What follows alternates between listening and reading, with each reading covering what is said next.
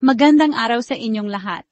Ako po ay nagpapasalamat at nandito kayo ngayon sa video na ito. Kung isa ka sa mga lalaking gustong palakasin ang stamina, reproductive system, at natural na pagkalalaki, siguraduhing tapusin mo ang videong ito dahil ituturo ko hindi lang kung bakit epektibo ang combination ng coffee at cocoa powder, kundi kung paano mismo ito ihanda, inumin at gaano kadalas para sa tamang epekto. Ang topic natin ngayon ay ang kombinasyon ng kape at cocoa powder, at kung paano ito natural na nakakatulong sa pagpapalakas ng male reproductive system, pagtaas ng stamina at energy, at pagsuporta sa kalusugan ng pagkalalaki. Hindi ito magic o instant solution, kundi batay sa nutrisyon at mga pag-aaral tungkol sa epekto ng ilang natural compounds sa katawan ng lalaki.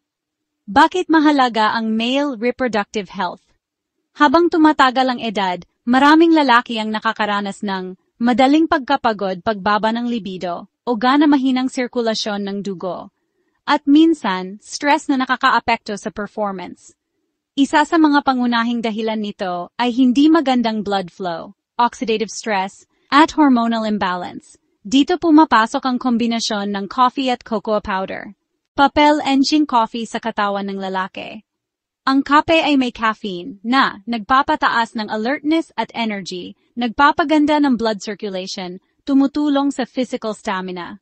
May mga pag-aaral na nagpapakita na ang moderate coffee intake ay maaring makatulong sa mas aktibong nervous system, mas mabilis na muscle response at mas mataas na energy level. Ang mas magandang sirkulasyon ng dugo ay mahalaga para sa ereksyon at stamina. Papel cocoa powder sa pagkalalaki. Ang pure cocoa powder, hindi asukalit, ay mayaman sa flavonoids, antioxidants, magnesium at iron. Ang flavonoids ay kilala sa pagpapaluwag ng blood vessels, pagpapabuti ng blood flow, pagprotekta sa cells laban sa oxidative damage. Ito ay mahalaga sa kalusugan ng sperm cells, hormone balance, tibay ng katawan at recovery. Bakit mas epektibo ang pagsasama ng coffee at cocoa? Kapag pinagsama, ang caffeine mula sa coffee ay nagbibigay ng instant energy. Ang flavonoids mula sa cocoa ay sumusuporta sa long-term circulation at cell health. Resulta, mas maayos na blood flow, mas mataas na stamina, mas suportadong reproductive function, mas alert at masiglang katawan. Hindi ito gamot, pero natural support kung inumin ng tama at regular. MGA, pag-aaral at batayan.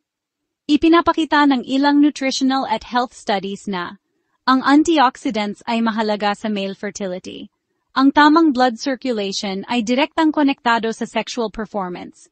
Ang moderate caffeine intake ay nakakatulong sa physical endurance. Mahalaga ang salitang moderate dahil ang sobra ay nakakasama rin.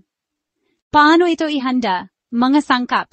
1 tasa ng mainit na tubig, 1 kutsarita ng pure brewed coffee o black coffee, 1 kutsarita ng unsweetened cocoa powder, optional. Kaunting honey o asukal ng niyog. Tunawin ang kape sa mainit na tubig.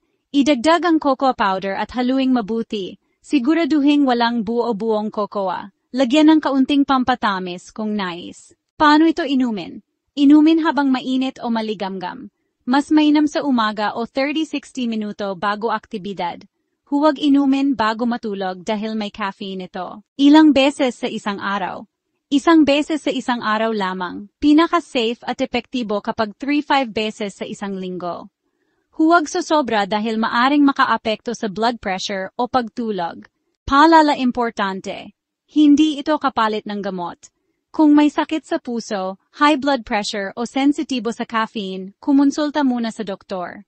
Ang epekto ay mas makikita kapag sinabayan ng tamang tulog, sapat na tubig, healthy lifestyle. Kung natulungan ka ng video na ito at may natutunan ka, huwag kalimutang i-like, i-share, at i-follow para sa mas marami pang natural health tips.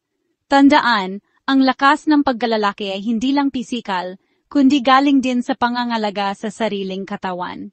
Maraming salamat sa panonood at hanggang sa susunod na video.